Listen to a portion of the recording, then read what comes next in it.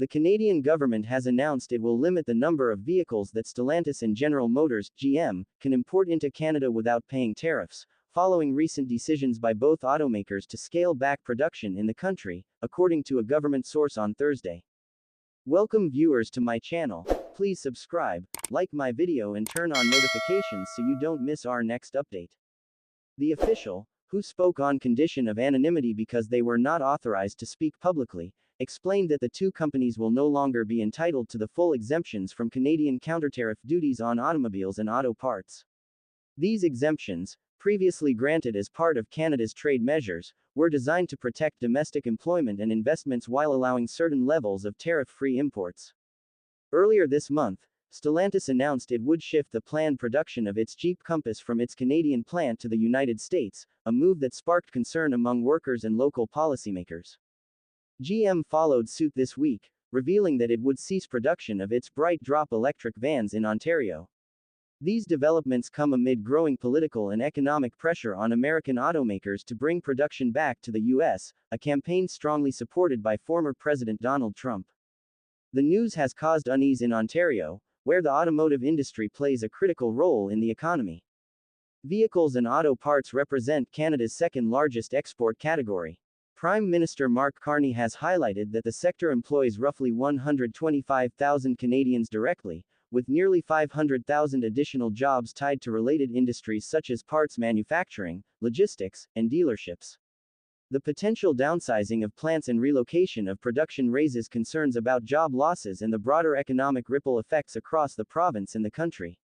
In April, Ottawa had imposed retaliatory tariffs on a range of U.S. goods, a response to tariffs Washington had placed on Canadian aluminum and steel. At that time, the Canadian government offered temporary exemptions for certain automakers, allowing them to import a specified number of vehicles without paying duties, a system known as a remission quota. These quotas were contingent upon the companies maintaining a commitment to Canadian jobs and investment. However, both Stellantis and GM have recently announced workforce reductions and production moves abroad, putting them in violation of these terms. As a result, the government has decided to reduce the tariff-free quotas. GM's exemption will drop by 24%, while Stellantis will see its quota cut by 50%. These measures signal Ottawa's determination to protect domestic employment and send a clear message to foreign automakers that support and benefits are contingent on maintaining Canadian operations. Although tensions between Canada and the United States have eased somewhat in recent months, particularly as trade negotiations between Carney and the Trump administration continue, tariffs continue to exert pressure on several key industries. The aluminum, steel, lumber, and automotive sectors have all felt the impact, complicating efforts to stabilize trade relations between the two neighboring countries. Observers note that the current developments underscore the vulnerability of Canada's auto sector to policy shifts and global trade dynamics, as well as the broader challenges of maintaining industrial competitiveness in a highly integrated North American market. The Canadian automotive industry, long a cornerstone of the nation's manufacturing sector and a source of both pride and employment for thousands of families, suddenly found itself at a crossroads as the government announced sweeping changes to the rules governing foreign automakers. The announcement came quietly at first, relayed through a government official who spoke on condition of anonymity, but its implications were enormous, sending shockwaves across plant floors, corporate offices, and political corridors alike. Stellantis and General Motors, two of the largest names in North American manufacturing, would no longer enjoy the full tariff-free privileges that had allowed them to import vehicles and auto parts into Canada without penalty.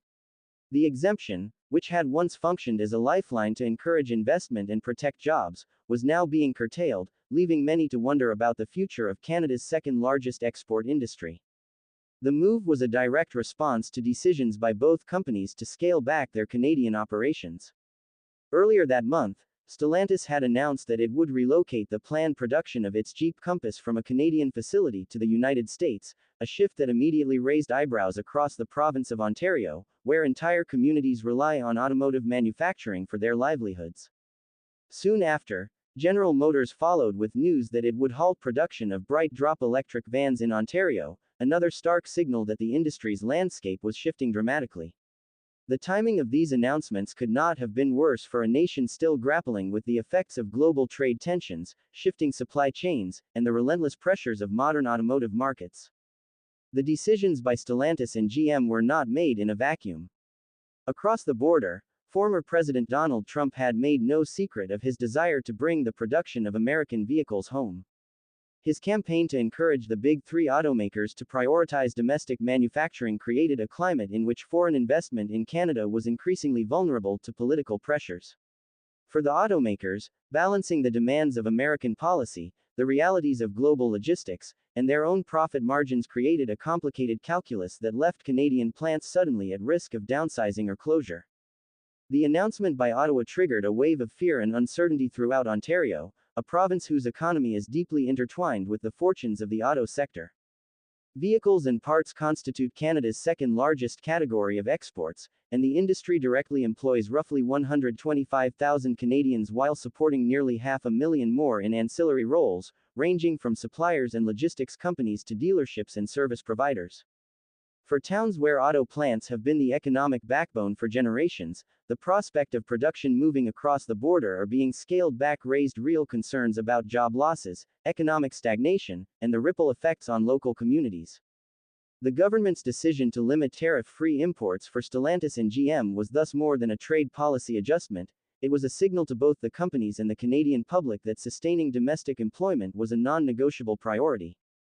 The context for these measures stretches back to the imposition of retaliatory tariffs in April, when Ottawa responded to American duties on Canadian aluminum and steel. While most goods faced the brunt of these tariffs, some exemptions had been carved out for automakers, allowing them to import specific numbers of vehicles into the country duty-free under a system known as the remission quota. These quotas were conditional, tied explicitly to maintaining Canadian jobs and investment.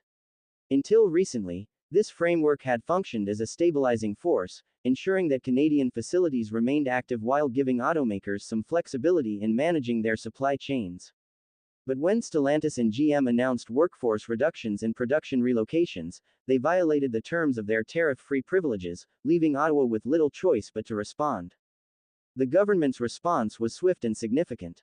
Stellantis saw its exemption cut by half, a dramatic reduction that sent a clear warning about the consequences of moving production abroad. GM's quota was reduced by nearly a quarter, signaling that no company, regardless of its size or market influence, would be immune from the rules designed to protect Canadian jobs. While the measures were carefully calculated to encourage compliance rather than punish outright, the message was unmistakable. Continued investment and employment in Canada were prerequisites for accessing the benefits of trade relief. Beyond the immediate implications for Stellantis and GM, the broader economic context added layers of complexity and concern. Tensions between Canada and the United States, while easing in recent months thanks to trade negotiations led by Prime Minister Mark Carney, remained fragile. Tariffs on aluminum, steel, lumber, and vehicles had already taken a toll on key sectors, creating uncertainty for businesses and investors alike. The Canadian automotive industry, in particular, felt the weight of these pressures acutely. Manufacturers were caught between maintaining competitiveness in a global market, meeting the political expectations of powerful neighbors, and ensuring the livelihoods of hundreds of thousands of Canadian workers. Each decision, whether to move production, reduce staff, or invest in new technologies, carried enormous consequences for local economies and national trade balances. In towns and cities across Ontario, the news was met with apprehension and introspection. Workers, many of whom had spent decades building careers on assembly lines, wondered what the future held for themselves and their families. Community leaders and local politicians grappled with the potential economic fallout, exploring ways to retain investment and encourage automakers to stay. Meanwhile, corporate executives weighed their options carefully, balancing the incentives of tariff-free access against the demands of profitability, efficiency, and compliance with foreign government policies. In this uncertain environment, the Canadian government's decision to adjust the tariff-free quotas for Stellantis and GM stood as a defining moment, highlighting the delicate balance between fostering trade, protecting domestic employment, and navigating a shifting geopolitical landscape.